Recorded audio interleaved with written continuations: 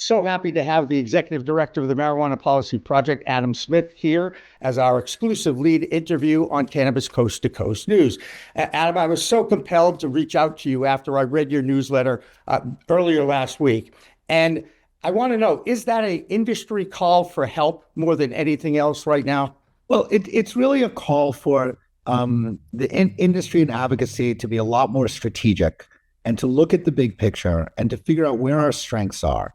We're sort of running all over the place, and while everybody waits for the federal government to come in and magically solve this problem, which is not happening, the states are where everything has always happened in cannabis. And even if the feds decide to deschedule tomorrow, the states would still decide whether and where cannabis could be sold and how it could be sold in their states. Most of what industry needs, I mean, it would be great to get descheduling and tax relief and potentially interstate commerce, but most of the rules that affect industry are still going to be at the state level. And so it was a call to industry to understand that advocacy has not only played a big role in getting us where we are, right? We have an industry that was born from a movement, right? And I point out in the piece, which is an open letter to the industry, that a lot of industries put a lot of money into advocacy on issues that the industry themselves cannot be credible on, right? And they call that astroturfing. They set up organizations and they fund them and they make it look like they have grassroots support.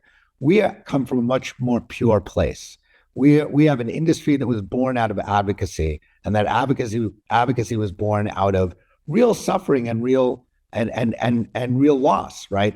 And that is a much healthier, right? You have advocacy, which breeds freedom, which breeds opportunity, which breeds industry, right? And here we are. But as that happened, the philanthropists that funded the launch of all this have faded away. Some have died.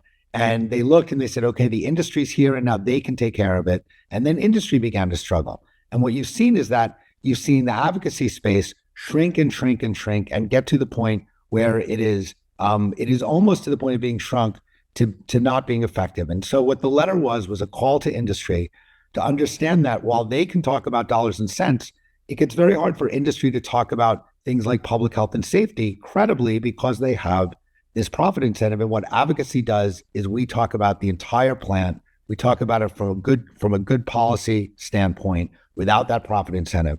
And so it's the combination of advocacy and industry that can move this forward. And we've sort of lost that. So this was a call for a reconnection of the broader movement between advocacy and industry, and to really think about where we need to put resources and how we can strategically attack this problem across states. That may be a longer answer than you were looking for, Jimmy, but here we are. That's all right. No, but it was very articulate. You're awesome, Adam. I appreciate the time, and you obviously know what you're talking about. You've been in the trenches. The most obvious next question is, how much has the government shutdown hurt this movement? I can't speak for what it's done for industry, right? And I'm sure I'm about to go to Washington, D.C., and I'm sure a lot of people out of work there, and I'm sure it's not helping, anybody's industry, although cannabis tends to be somewhat resilient in the face of recession because people reach for it, in times of crisis. So I'm not sure that it has hurt the movement, but it certainly is something to talk about the federal government, other than the tiresome will they reschedule to Schedule 3, which I'm about done with listening to. Well, yes, and yet that still would at least give legitimacy to the fact that this is a plant medicine, 100%, and it will help 280E. It's better than nothing. No. It's about a little bit, not much more than that, right? I don't mean to downplay it, but I understand. But it is a half measure. It is something that the industry has spent a lot of time thinking about. And again, I think that waiting for the federal government to fix this problem, and I got involved in drug policy reform in 1994. Waiting for the federal government to fix this problem has never been a winning strategy. May they reschedule? They might. May Congress pass the States Act? They might. May the Trump administration decide that it'll be in their interest, politically, to deschedule? I don't think they will, but it could happen. I'm not in the business of trying to predict these guys, but I think that we need a deeper conversation that deals with where we actually have traction and what we can do. And there is a divide in this industry, okay? And that's the other thing I give you credit for pointing out. The divide between the MSOs and the small craft growers, the social equity applicants who are trying to build a business for the first time. And because of the regulations, the over-regulations, it's by far the toughest thing anybody's ever done. I mean, how many people have you met who've said, I've lost everything. I believe in the cause. I'm going to still grow and help out people that need this plant medicine. But it is still money in this country. And you mentioned something about the government. I spent 2 days in Washington for the NCIA's lobby days in May, and I got a crash course on why nothing gets done in our government, because they're really good at delay, and they're almost afraid to make a decision or, heaven forbid, actually have a bill to pass, as opposed to we have to pass this bill because, and then we're going to start horse trading amendments. And that seems to be how it all works. But that's not a way to run a country. And look what's happening to this industry. You've got an underregulated hemp out of control, and you've got an overregulated cannabis that is, choking on all the regulations. How in the world can this plant bring everybody together? Because I know that's why it's on this earth. Well, it certainly helps. I think we lose sight of the fact that everything that has happened in this industry to allow this industry to happen, but before that, all of the arrests, 98% of the arrests were at the state and local level, right? The initiatives are all at the state level. Everything we've done is in spite of the fact that federal prohibition still exists. And across states, it's not true in every state, but we have supportive governors, we have supportive legislatures, we have right. I mean, more or less. Yes. Right? We have legislatures that have legalized the plant, right? I mean, they've certainly been more supportive overall than the federal government has, right? We have experienced regulators, also not perfect, but trying to work in, under very strange economic, constraints to put an industry in place. And we need to be looking at this as an industry and a movement, both as a national problem, right? As a national issue that we need to attack broadly. But that, yes, of course, we need to continue to lobby the federal government, but that we need to look across the states and have a coordinated message about, from the advocacy side, the bottom line, people's bottom line is not our primary concern, but our primary concern for me is not only to end prohibition, but to end prohibition well. And ending prohibition well means that we have a legal regime that is grounded in public health, in public safety, and public access. And that means that we need real testing that we can actually trust. We need labels that actually say what's in the product and what the dosage is. And public access means that we need an industry that can operate normally, that is under rational regulation, that is under reasonable taxation, that has access to distribution channels that are commensurate with other, age-gated products based on actual risk of the product, not on hyperbolic risk of the product. And so all of these things that industry needs to survive, we in advocacy look at as this is important for patients and consumers. This is important for moving people out of unregulated markets where they have no idea what they're ingesting into regulated markets. And so that I think that how do we end this well? And I think we're going to do this across the states. Well, again, and it was the Farm Bill of 2018 that opened up this Pandora's box. The government, and I still maintain that they knew exactly what they were doing, Adam, because they created the wild, wild west with under-regulated hemp products. And it just took a matter of time before humans and scientists figured out a way to get high from hemp. Okay, now you've created this. Now what are you going to do? They're trying to put the genie back in the bottle. And now you have two different industries, which is the same freaking plant. I mean, They don't realize they legalized the plant. I mean, it was just so blatant to me. And of course, the whole idea was, let's let the FDA decide what happens next. And they did nothing and still haven't done anything in 7 years. So I guess my question on that is, where's the rational thinking of that? How in the world can you get the genie, or at least show them the way show our government and the law enforcement the best way to get the genie back in the bottle, to get re-control of this plant. And as you've pointed out, in a very fair, regulated environment.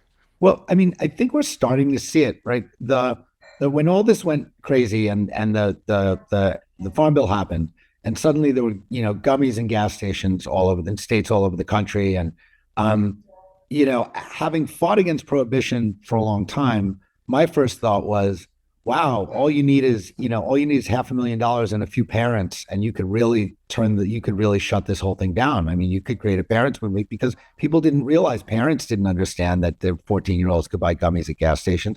And once that began to sink in, we are now seeing states try to figure out, okay, how do we regulate cannabinoids? And once we're talking about that, now we are on the path to something rational, because what we need is a comprehensive cannabinoid policy, wherever it comes from. But we want to make sure that wherever it comes from is not synthetic, right? Is not dangerous, is not filled with pesticides, is not filled with heavy metals. And the only way to do that is to regulate it. And so if we see some states regulate hemp-derived THC, if they can put in good solid regulations, then whether they call it a cannabis program or they don't call it a cannabis program, if they're providing access to safe, tested, cannabinoids, then we can call it what we will. We are on the path to a comprehensive framework that we can work with. Yeah, and you mentioned governors. One of the things that's really bothered me as I continuously look at all the news every week is governors are using cannabis and cannabis taxes as a way to undo a budget shortfall in their states. And of course, California tried it, Gavin Newsom tried it, and he was fought by the legislature and all that, and that got revoked, and that's a great thing. And then now Michigan and Gretchen, and that governor's putting another 24% on top of that. Again, it's like, where's the increase in the alcohol tax? See, I'm all about fairness and injustice. I do not like injustice. I want fair regulations and fair laws, fair representation. And it's like you're pushing up the boulder up the hill again, Adam, right? I mean, I think that, I think we could have done a better job as an overall movement, not selling cannabis as hard as a revenue producer, right? And once we sold it as a revenue, you're going to have all these state revenues, right? And that's all people saw. And it's like, we're going to suck money out of this. It's going to be billions of dollars, and everyone's going to get rich, and then the state's going to get all this money. And the truth is that producing revenues it should be a secondary byproduct of ending prohibition. The primary reason to end prohibition is to stop mass arrests. Is to move people into safer markets for cannabinoids, right? Especially now when we're looking at Chinese organized crime has become a huge problem in this industry on the production side, and you can have folks who are selling unregulated cannabis in cities, and they may have the best of intentions, but where that stuff is coming from and what's in it, right? And so I think. Clearly what happened in Michigan is just a disaster and shows a real lack of understanding of economics and markets. And we need to be better across states and nationally in bringing the message that the primary thing we need to do is to move people out of illicit markets into regulated markets. That will ultimately bring revenues even at lower tax rates, right? But if you make the tax rates exorbitant, if you make it impossible to do business in this space, then you're going to fail at your primary objective. And everybody's going to go back to the legacy market because we figured it out for 80 years and all that. Right. I do want to talk about one thing here, because you did talk about the public, parents, understanding. It's education. You're not allowed to run anything positive about this plant in our media system, okay? Traditional media is looking to block it, waiting for it to stub its toe. They have a lead story, blah, blah, blah. Okay, but recently, and I'm going to give him credit here, the President of the United States posted a video produced by the Commonwealth Project. I'm hoping you've seen this thing, explaining the endocannabinoid system in a graphic way and then tying it to CBD, cannabidiol, one of the minor cannabinoids in this plant, and how it can impact older Americans and help them with their sleep and help them deal with their pain and all this. And it was it was by far the best public service announcement I've seen in my lifetime, really, when you get right down to it. That being said, how in the world can we figure out a way to do more of these? What other ways can we educate the public, okay, about the benefits of this plant without basically saying it's not for everybody, but it can help many? Well, I mean, I think that we are still coming out of the age, and we're still in it in so many places where, the government looks at this like plutonium, right? And so we treat it that way, and it's a chicken and egg thing. There's lack of education, so it's treated like it's poison, and then because of that, there's sort of this cover over getting information out, this difficulty getting information out, which leaves us not able to educate folks and change that. I mean, I think it was great that the president forwarded that. I think it, again, I try to stay out of the business of predicting what this administration will do. And or that what some social media posts may mean for future policy, but it's certainly encouraging. The president has said good things about cannabis on the medical side, and that is encouraging. I am less encouraged about what they've said on the adult use side, and that concerns me. Well, and I understand that. And here's one of my pet peeves, and I've been doing podcasts, talk shows all my life, but a podcast certainly on the cannabis industry over the last 8 years. And one of the things that really bothers me, again, is the fact that we've got to understand that this is still a plant medicine that impacts people differently. Yeah. And is that a message that the industry can change if we get away from the word recreational? Right. Okay. Now, I always use the analogy of Robitussin when I talk about controlled medicines, because you have to show an ID now to get the cough medicine to get rid of your bronchitis out of the drugstore. Okay. Right. And that's a good thing, because guess what? You can get high from Robitussin, because I just had a horrible bronchitis and I didn't have to use cannabis because I was using dextromethorphan. That being said, recreational to me is a negative word when you're talking about medicine. Yeah. And Dennis Perone once said, all use is medical use.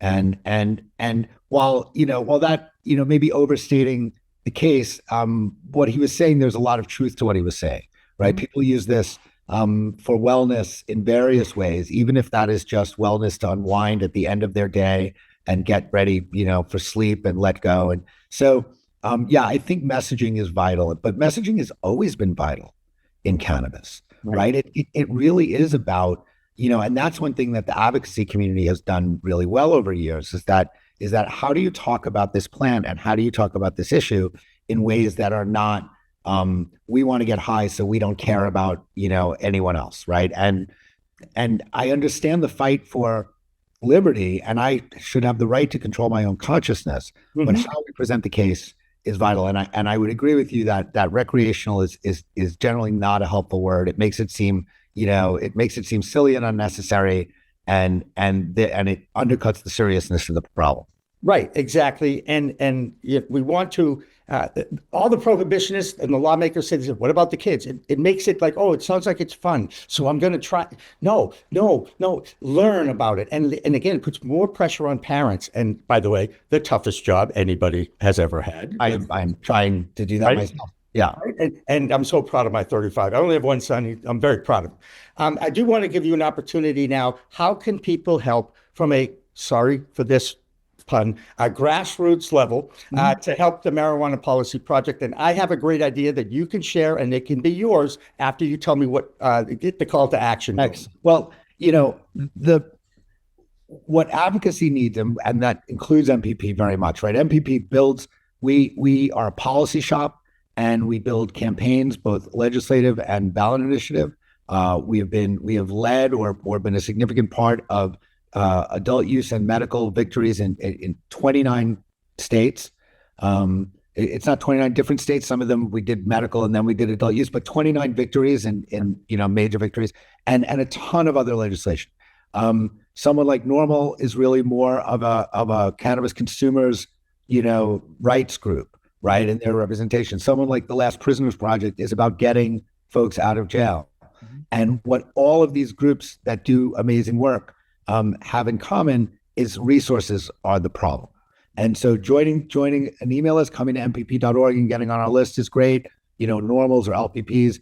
But if you care about this issue, if you care about moving this forward, certainly if you are in the industry, find advocacy to support and become a regular supporter of advocacy. It doesn't matter if you can do $10 a month if you're an individual and you think, and look, we are in an age where there's lots to fight for, right? There are lots of rights being called into question, and there's lots of places you can put your efforts, and you should show up to the protests you want to show up to, and that's important. But if you care about this issue, find an advocacy org or two advocacy orgs, get on their lists, and decide whatever it is I can afford. That's what I'm going to do, because at this moment, those resources are what makes the difference between advocacy happening and not being able to happen. Take a tolerance break and help the cause. Absolutely. If you have to dig that deep, that you have to take a break, But personally, I gave up avocado toast. We all find our ways to cut back so we can support the cause. Well, whatever it is, and here's my idea for you. You remember Farm Aid. You remember the movement to help the awareness of AIDS, Yep. right? And what did they do? They use music. Yep. And they use concerts and people together peacefully. Right. Why not do one for advocacy of this plant? I mean, I think you'll have some people would sign up for that. Right. I think you know what I'm saying. Yep. And it's out there, and I don't think it's so bad if it's being driven by MPP and Normal and LPP and NCIA and the U.S. I think the U.S. Cannabis Roundtable now, is that what it is? It used to be. I think so. Right? Yeah. I think so. But at the federal level, all those groups run together for me. And you know what? And therein lies an issue, because if you could all pool your funds, maybe you'd be an even more powerful organization to get things done. Adam, I have so much respect for you. Now that I've gotten to talk with you a little bit more, I really enjoyed it. And I look forward to continuing chatting. And by all means, you know my number now, which is good. Don't be afraid to use it. And you as well, please reach out anytime. I'm thrilled to join you anytime you'll have me. Thanks. There you go. He's Adam Smith. I'm Jimmy Young. Thanks for watching a special report of Cannabis Coast to Coast News.